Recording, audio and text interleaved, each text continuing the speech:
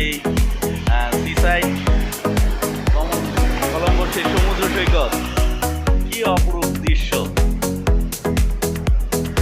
কি অপরূপ দৃশ্য চলছে এখানে।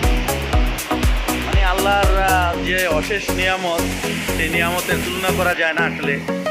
এক এক দেশে আল্লাহ এক এক রকম নিয়ামত দিয়ে রাখছে।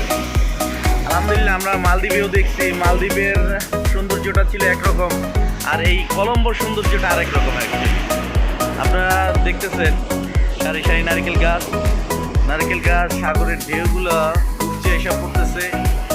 অসাধারণ অসাধারণ, এক কথা অসাধারণ। তো সবাই সাথে থাকুন, ইনশাল্লাহ আপনাদেরকে দেখাবো অনেক এক্সপ্লোর জিনিস।